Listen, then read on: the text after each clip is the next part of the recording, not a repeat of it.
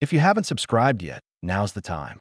When the channel reaches 1,000 subscribers, I'll share a surprise story I've prepared especially for you. The winter woods outside the Ardennes were silent in a way that made every movement feel exposed. Snow clung to the branches in thick layers, and the fading daylight gave the forest a dull gray tone. Corporal Elias Ward stood in that silence with his rifle held low, the cold air burning in his lungs. He had grown up on a small farm in Montana, learning to shoot long before he ever wore a uniform, but nothing in his past felt connected to moments like this. He had joined the war because he was tired of running from his own thoughts, yet somehow the war only brought him closer to them. Their recon team had been sent to guide a French courier across a narrow corridor in the woods, a route used to pass information to Allied command. The mission was simple: move quietly, stay hidden, avoid conflict. But the mission had collapsed the moment a German patrol emerged from behind a rocky ridge and opened fire without warning. Now the forest floor was scattered with bodies half buried in snow, and the air smelled like metal and gunpowder. Elias moved slowly toward the only other survivor, Elise Moreau. She was crouched behind a fallen log, clutching her arm and trying to stay conscious. Elise had grown up in Lyon, joined the resistance after her brother was arrested, and had spent months smuggling coded messages and maps between villages. She had crossed through these woods many times, but she had never seen a patrol move as quietly as the one that struck today. Her breathing was sharp and fast, and she stared at the snow as if she could will the world to stop moving for a moment. "Can you stand?" Elias asked. His voice was low, steady, but he felt the tension behind it. His hands trembled slightly, something he hid by tightening his grip on the rifle. Elise shook her head at first. Then she forced herself upright, wincing as she tried to shift her weight. Her legs shook. Her fingers were pale from the cold. "They killed everyone," she whispered, her voice barely carrying. She kept scanning the frozen bodies around her, her eyes trapped between shock and guilt. "All of them. I should have. We need to move," Elias interrupted gently. He didn't want her sinking into that spiral. "Not here. Not now. They'll send another team when these scouts don't return." He heard it before Elise did, the crunch of fresh snow farther down the slope. A second group. Not friendly. Elias wasn't a man who enjoyed violence. He had already lived through a house fire that took his family when he was 17. Every loud sound and sudden movement still hit something raw inside him. But he also knew that hesitation meant death, and Elise was barely able to stand. He raised a hand, signaling her to stay low. She lowered herself slowly, confusion mixing with fear. "What is it?" "Scouts," he said. "They're closing in." Her throat tightened. She knew what that meant. Elias knelt behind a fallen tree trunk, wiped the snow from his rifle sight, and checked the rear piece. It was cracked, a problem he had dealt with for months. Others mocked him for it, calling him the farm boy with a nail trick. But the nail wasn't a joke to him. It was a tool he had learned to use back home when money was tight and equipment broke faster than it could be repaired. He slid the rusty nail into the broken rear sight and lined it up with the front pin. His breathing slowed. The tremor in his hands eased. His heartbeat settled into a careful rhythm. 600 yards, maybe a little more. 7 figures moved through the trees, German scouts fanning out, rifles ready. Elise crawled closer, trembling. "Elias, we need to run." "We run after this," he said. His voice was calm. It didn't match what he felt. His stomach clenched with fear of failing again, fear of watching someone else die because he wasn't fast enough or sharp enough. He pushed the thought down. He steadied the rifle. The nail gave him a clean reference point. The first shot cracked through the forest. One figure dropped. The second shot followed. Another fell. The rest realized they were being targeted and tried to spread out, but Elias kept firing, controlled, deliberate shots, each one placed with the same cold accuracy he had learned over years of protecting livestock from coyotes on the plains. Elise watched him with wide, stunned eyes. She saw not excitement or pride in him, only focus and strain. With each shot, his jaw tightened, as if he hated the necessity of what he was doing. When a 7th scout hit the snow, Elias finally exhaled. The silence returned, heavier than before. He lowered the rifle and looked at Elise. Her breath was shaky, her eyes glossy with shock. She didn't speak, but Elias saw fear and safety mixed in her expression. He felt a wave of guilt. He had saved her, but the cost of more violence he wished he could avoid. "You're not staying here," he said quietly. "We go to the farmhouse. You'll freeze if we don't move." Elise nodded, swallowing hard. Her mind was still replaying the explosions, the screams, the suddenness of the ambush. "I can walk," she said, though her legs trembled. Elias pulled off his gloves and handed them to her. His fingers burned instantly from the cold, but he didn't hesitate. "You need these more." Elise stared at them for a moment before taking them. Her voice broke. "Thank you." He offered his arm. She hesitated, then leaned on him. She was lighter than he expected, her body exhausted and close to collapsing. They began walking. Slow, careful steps through snow that reached their ankles. The distant rumble of artillery vibrated through the cold air. Elise leaned more heavily on him as her strength faded, and Elias adjusted his pace to keep her upright. Their mission had been simple hours ago: escort her safely.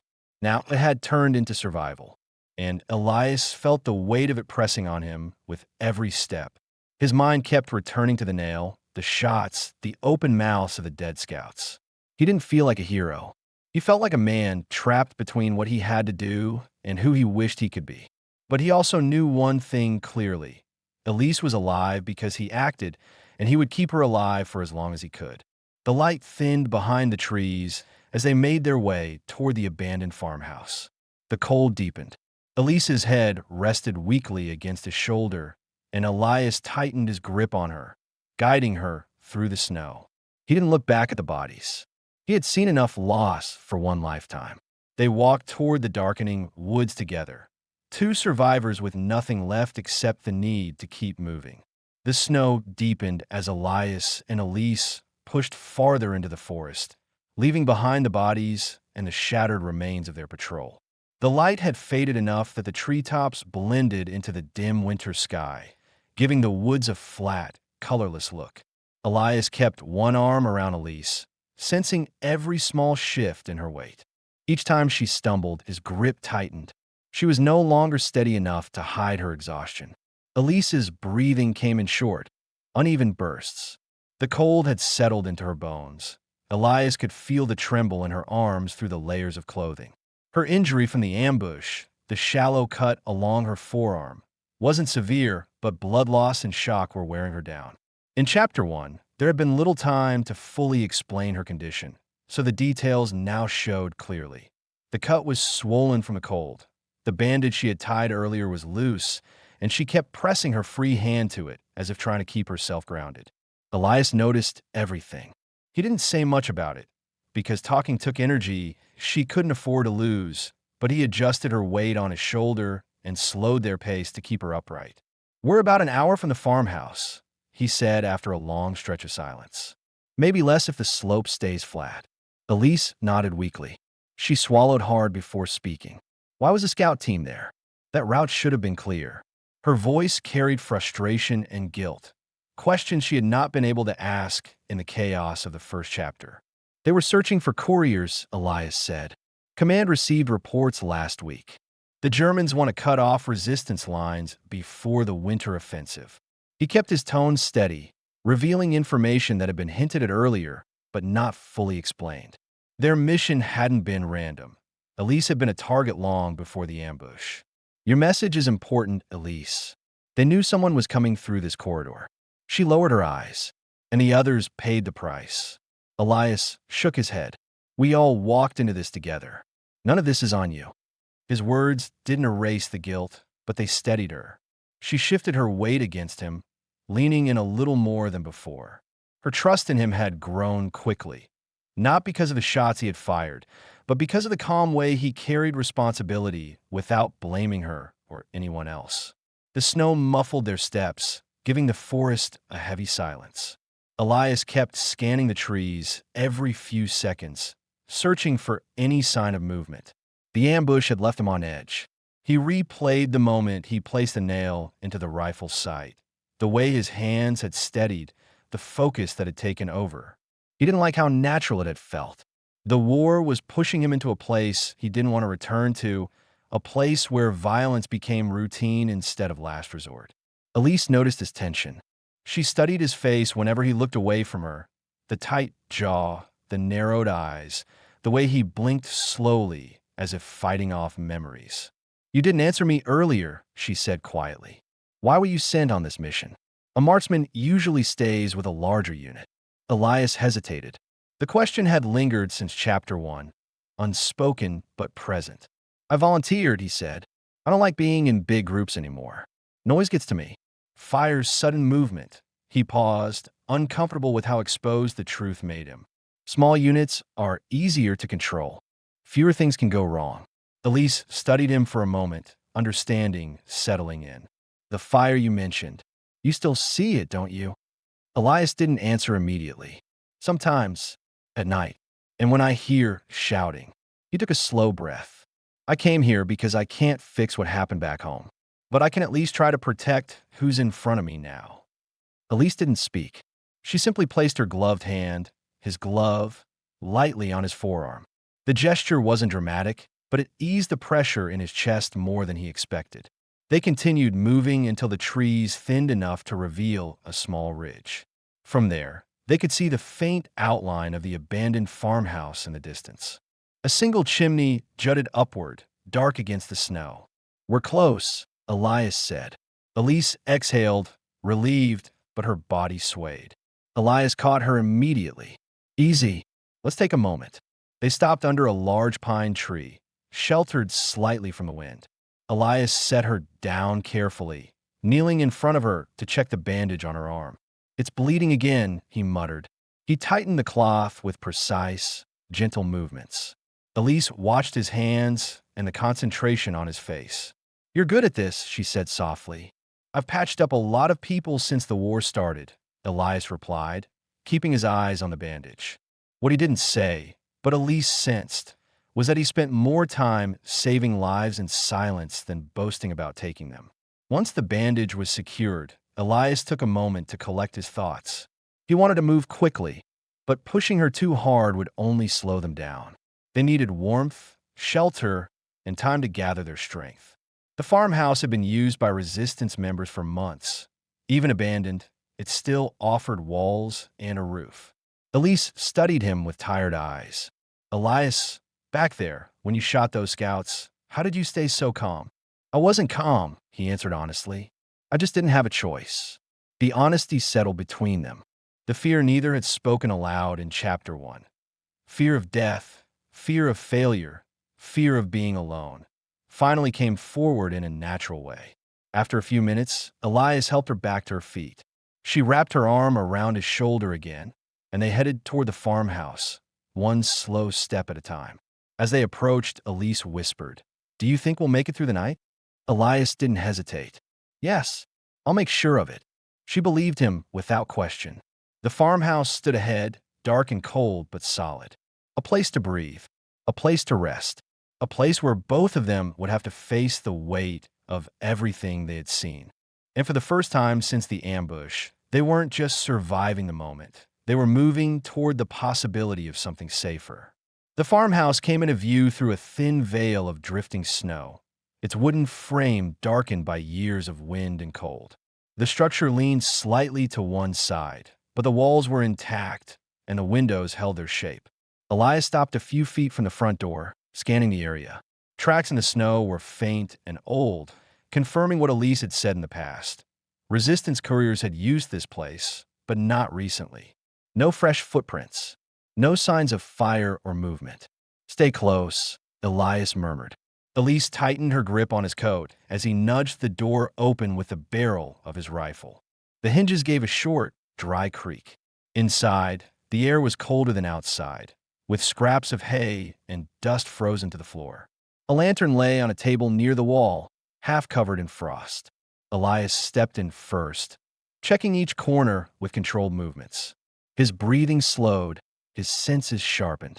After the ambush in Chapter 1, listeners would naturally wonder whether the farmhouse was truly safe or if another scouting team might be inside. This moment answers that concern. It was empty. "You can come in," he said after a moment.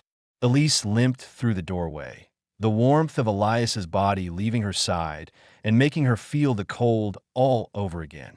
She wrapped her arms around herself, teeth clenched against the tremor running through her. The fatigue built throughout Chapter 2 now settled fully in her body.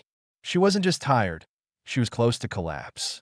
Elias set his rifle down carefully and lit the lantern, striking the flint twice before a small flame flickered to life. The room warmed only slightly, but the light pushed away the sense of vulnerability they had carried through the forest. Elise moved toward it instinctively, lifting her hands to feel even the faintest heat. He watched her for a moment, the pale shake in her fingers, the way her eyes kept drifting to the floor as if she were replaying every moment of the attack. She had been suppressing the emotional collapse since the ambush, but now the quiet of the farmhouse left her alone with her thoughts. "Sit," Elias said gently. He guided her to a chair and knelt beside her. "Let me check your arm again." Elise didn't resist. When he peeled back the bandage, she winced but kept still. The cut had reopened from a long walk. Blood had soaked through the cloth. Elias cleaned it as carefully as he could, using water from his canteen. His movements were slow and deliberate, almost protective. "You should have told me it hurt this much," he said. "I didn't want to slow you down," Elise whispered. He looked up, meeting her eyes. "Keeping you alive isn't slowing me down." That stopped her. Her breath hitched, and she lowered her gaze again. Throughout the earlier chapters, listeners might wonder why Elias showed this much effort for someone he barely knew. Here, the truth settled naturally in his gaze. He refused to let another person die while under his care. Not again. Elias tied a new bandage around her arm, tighter and cleaner. When he finished, Elise's expression had shifted from fear to something more vulnerable. The silence between them grew heavier, but not uncomfortable. Not anymore. "I'm sorry," she said suddenly, breaking the quiet. "For the unit. For dragging you into this. I should have spotted the ambush earlier." "You didn't drag me into anything," Elias replied. His voice carried more weight now, steady but tinged with something deeper. "Your message is part of stopping the winter push. And I volunteered for this mission, remember? I knew the risk. But you shouldn't have had to kill for my sake," she whispered. Her voice cracked in the middle of the sentence. He didn't know how to respond to that at first. His mind went back to the shots in Chapter 1. The bodies falling into the snow, the recoil in his shoulder, the shaking in his hands afterward. He didn't want her to see him as a soldier defined by violence. He didn't want to be that for anyone. "You were going to die," he said finally. "I didn't think about anything else." Her eyes filled with tears, and she looked away, pressing her hand to her mouth. The grief she had been fighting since the attack finally broke loose. A grief not only for the patrol, but for the weight of responsibility she carried for every life that had been lost along her route. She had held her emotions tightly in the first 2 chapters. Now they spilled out unfiltered. Elias placed a hand on her back. Not forceful, not too close, just steady. She leaned forward, elbows on her knees, her breaths quick and uneven. He stayed beside her without saying anything, giving her space to let the emotions settle. He knew what it felt like to sit in a quiet room while grief swallowed the world outside. When she finally looked up again, her face was red from crying, but her eyes were clearer. "Why do you look after me like this?" she asked softly. "You barely know me." Elias paused, choosing his words carefully. This was another question the audience would naturally have been asking since Chapter 1. "Because I've lost people before. Because I wasn't able to help them." His voice dropped slightly. "I'm not letting that happen again." Elise searched his expression, tried to read the history behind his eyes. "Your family, the fire you mentioned." He nodded once, a tight, controlled movement. "I was 17. I came home late. The house was already burning." He stopped, jaw flexing. "Since then, I don't leave anyone behind if I can help it." The explanation settled quietly between them. It was simple, honest, and enough. Elise reached out slowly and placed her hand on his. Her fingers were cold, but her touch was steady. He didn't pull away. The lantern flickered, giving the room a softer glow. The wind outside pressed lightly against the wooden walls, but inside, The tension had shifted from fear to something calmer, fragile, but real. After a long silence, Elias helped Elise stand and guided her toward the small cot against the wall. "Get some rest," he said. "I'll keep watch." "You need rest too?" Elise replied, her voice quieter now. "I'll manage," he said, but she could hear the fatigue in him. He had been carrying her weight, both physically and emotionally, since the attack. She didn't push the issue, but she noticed every sign of exhaustion in his face. She lay down slowly, pulling the thin blanket over herself. Elias sat on the floor near the window, rifle in his lap, eyes fixed on the dark tree line outside. Elise watched him for a moment. The way he sat upright despite the exhaustion, how he kept glancing toward her to make sure she was still breathing normally. A small, tired smile touched her lips. "Thank you," she whispered. Elias didn't turn, but he answered softly, "You're safe." The farmhouse settled into silence. Elise drifted into sleep, and Elias stayed awake, listening to the steady pattern of her breathing, a sound that reminded him why he was still fighting. He didn't know what tomorrow would bring, but for tonight, she was alive, and that was enough. The cold pressed harder against the farmhouse walls as dawn approached, but Elias remained where he had been all night, sitting by the window with his rifle across his lap. His eyes burned from exhaustion, yet every time they grew heavy, he forced them open again. Elise had slept in short, uneven breaths, drifting in and out, fighting both pain and shock. Each time she stirred, Elias checked on her quietly, making sure she wasn't feverish, making sure the bandage was holding. This was one of the questions listeners might have had from earlier chapters: how safe they really were through the night, and whether Elias rested at all. The truth came forward here. He didn't sleep. He refused to. A faint crunch outside snapped Elias fully awake. He slowly raised his rifle, staying low beneath the window's edge. Elise shifted on the cot, her senses dull from exhaustion, but something in her stirred as she sensed the change in his breathing. "What is it?" she whispered, her voice rough. Elias held up a hand, eyes fixed on the tree line. Another crunch. Slow. Controlled. Not an animal. He whispered back, "Scouts." A second team. The possibility had hovered since Chapter 1, but now it materialized, something listeners would have expected but hadn't seen confirmed. Elise sat up, every muscle tense, the ache in her body momentarily forgotten. "How many?" she breathed. "3, no, 4. Elias straightened the rifle, sliding the nail into position with practiced steadiness. His hands moved without hesitation, but inside his pulse quickened. He hated the way his body responded. How calm he appeared even while fear pushed through him. He had learned to bury that reaction, but never fully silence it. Elise watched him from the cot, her heartbeat thudding painfully. She finally understood the weight he carried, the silent fear of losing someone again. "Let me help," she whispered. "You need to stay low," he answered. "I won't get in your way. Just tell me where they are." Her eyes, still red from crying, were steady now, determined.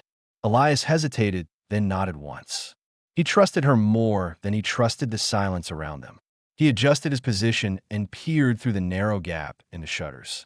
For silhouettes moved between the trees, spreading wider, checking angles, confirming something was wrong with the previous team's absence. Elias inhaled slowly, rifle resting against the wood. "Left," Elise whispered, spotting movement he couldn't see from his angle. He shifted his aim. The first shot cracked through the morning air, echoing across the frozen yard. One scout dropped instantly. The other 3 scattered. 2 o'clock, she murmured urgently. Elias fired again, clean, steady. The second scout fell face first into the snow. The remaining 2 dove behind trees, firing blind toward the farmhouse. Bullets punched through the wooden walls, splintering the room. Elise ducked, covering her head. Elias pushed himself lower, teeth clenched. One shot struck, so close to his shoulder that the wood stung his arm. "They're panicking," Elias whispered. "They don't know how many of us there are." Another bullet tore into the far wall. Elias braced the rifle again, taking aim through the window's bottom corner. "Movement between the 2 birches," Elise said, pointing with her injured arm. He fired. The third scout hit the ground. Only one remained. The last scout tried to flee, retreating through the trees to warn others. Elias steadied his breathing, then squeezed the trigger. The final shot echoed, then faded into complete stillness. Snow drifted through the air again. No more footsteps. No more gunfire. Elise stayed silent for a long moment, staring at Elias with something deeper than gratitude.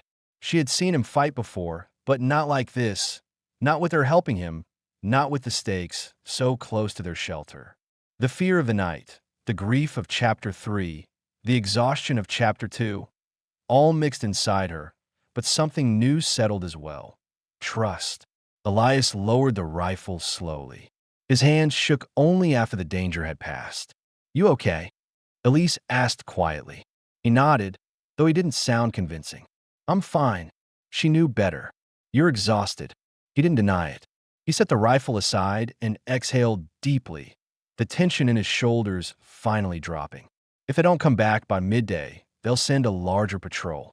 We need to move." Elise stood with effort, testing her weight on her legs. The pain was still sharp, but determination overpowered it. "Then we go together." This was another lingering question listeners might have had, whether Elise would separate from Elias once they found safety. Chapter 4 answered that clearly. "You don't have to stay with me," Elias said, trying to sound practical. "Once we reach Allied lines." "I'm not leaving," she said, her voice steady. "Not after everything you've done. Not after what we survived." He looked at her for a long moment, trying to understand the shift he felt inside himself. He wasn't used to someone choosing to stay. Not after knowing how much fear and violence followed him. But Elise wasn't choosing him because he killed scouts or because he saved her. She was choosing him because he listened, because he protected without controlling, because he treated her as someone worth saving even when she blamed herself. He nodded, quietly accepting. "All right, we leave in 10 minutes." Elise moved closer, placing her hand on his shoulder. "You kept me alive. Let me help keep you standing." Her voice wasn't dramatic. It wasn't emotional in a loud way. It carried a simple truth, something grounded and human. Elias felt something tighten in his chest, then settle. A calm he hadn't felt in years. The sun began to push through the gray sky, pale and cold, but bright enough to show the path through the trees. Elias packed the few things they had, checked the rifle a final time, and helped Elise tighten her coat. As they stepped outside, the wind scraped across their faces, but the fear from earlier had become something steadier, shared purpose. They walked together toward the forest edge, leaving the farmhouse behind. There was still danger. There were still miles to go. But they were no longer strangers surviving the same storm. They were moving with a quiet understanding. They would not lose each other. Not now. Not after this. The woods opened slowly as Elias and Elise moved deeper toward the southern ridge, where Allied patrols had been reported the day before. The morning light spread thinly across the snow, creating clearer visibility than the night before, but offering no warmth. Elias kept a steady pace, adjusting each step to match Elise's slower, careful stride. She leaned on him when her leg faltered, but she no longer looked like someone barely holding herself together. The weight in her eyes had shifted, no longer paralyzed by fear, but determined to reach safety with him. Listeners might have wondered how far the Allied lines truly were, or why Elias was so sure about the route. Chapter 5 clarifies this without stopping the flow. He had studied the patrol maps the night before the mission, committing the safest paths to memory. It was one of the reasons he volunteered. He trusted himself more than he trusted chance. As they walked, Elise asked quietly, "Do you think they'll be close?"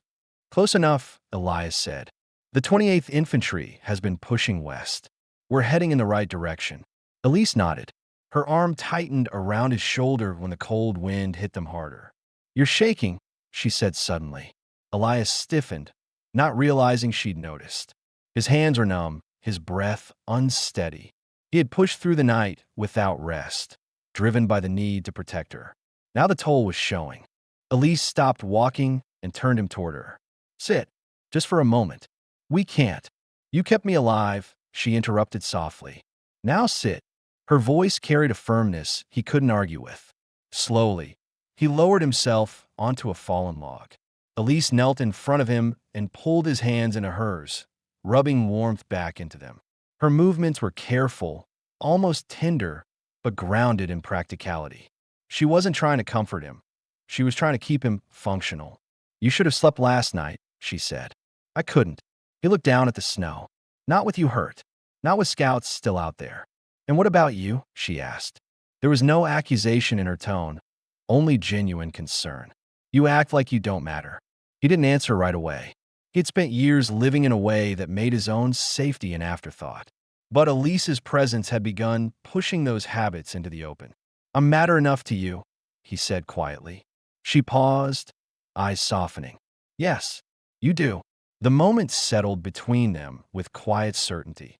One of the questions left unspoken in earlier chapters was whether their connection ran deeper than necessity. In this moment, the answer formed naturally. Elias inhaled slowly and stood again, steadier than before. Elise slipped her arm around him once more. "Let's go," he said, his voice calmer. They walked another mile before the trees thinned into a wide frozen clearing. At the far edge, movement caught Elias's eye, shadows shifting between scattered pines. He tensed, bracing Elise behind him, but a moment later he saw the familiar shape of American helmets and olive coats. Allied patrol, Elias said with relief he rarely showed. Elise exhaled sharply, almost a laugh, almost a sob. "We made it." Elias raised his rifle slowly, signaling. 3 American soldiers stepped from the tree line, weapons at the ready. When they recognized the uniform on Elias and the armband on Elise, they lowered their rifles and hurried toward them. "Ward," one of them called. "Corporal Elias Ward?" Elias nodded. "We were hit by a German patrol. She's resistance. She has an urgent message."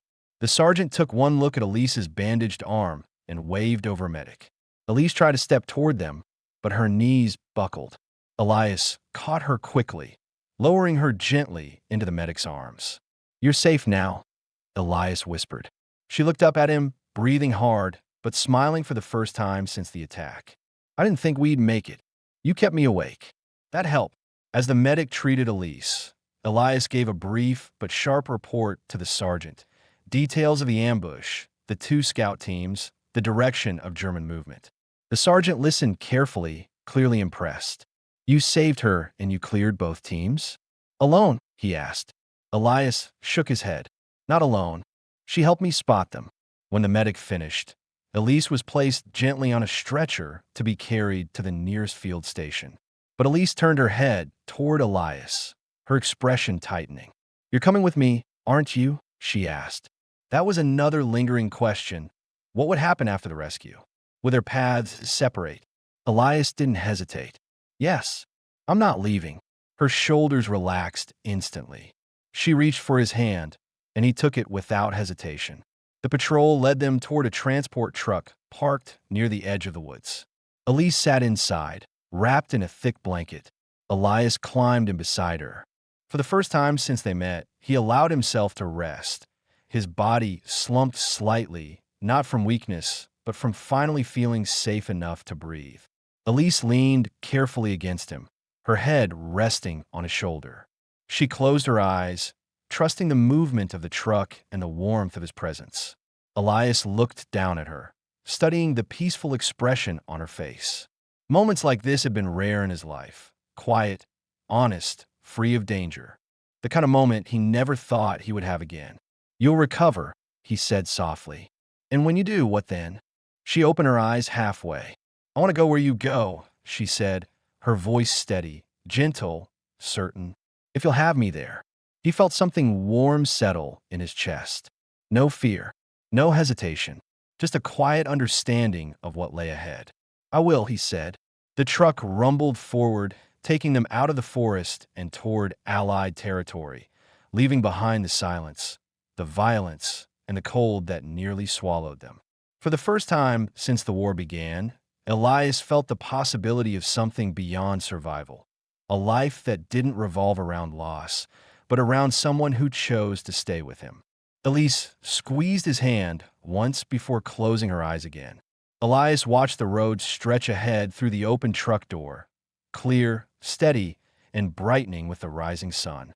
Their story had begun in fear and snow, but it ended with warmth, safety, and a quiet promise neither of them needed to say aloud again. They were together, and this time, neither of them would walk alone.